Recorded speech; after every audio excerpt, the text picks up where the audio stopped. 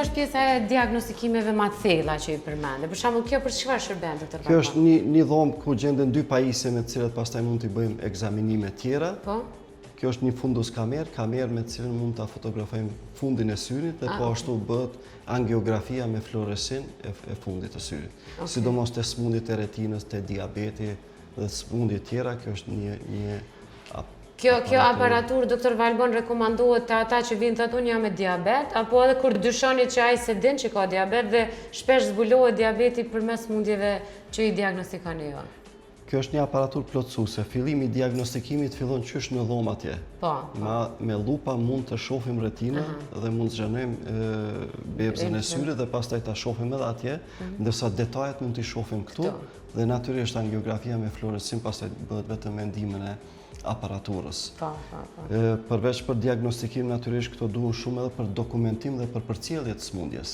Nëse kem ndryshime në retinë, atëherë ti e përshkruan me sy, mirë po tjetër është kur e ke edhe një dokumentim me fotografi, pastaj mund të krahason me gjendjen e mëparshme.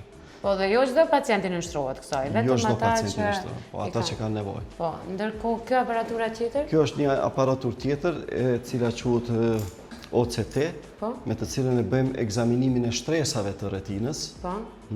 Këto janë aparatura të cilat natyrisht në 10 vitet e fundit janë avancu. Më herët në fillim, kur e kemi hapë klinikën, nuk kanë ekzistuar.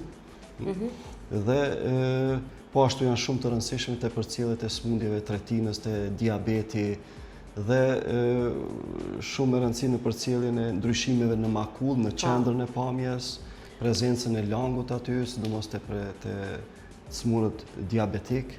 Dhe është pjesë e domosdoshme e një klinike. Kjo aparatur, doktor Valbon, shërben edhe për shembull të pacientët që i marrin injeksionet intravitrale.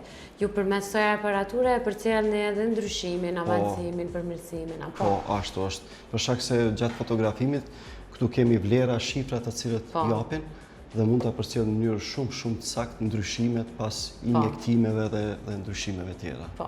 Shkojmë edhe te kemi ende aparatura tjera të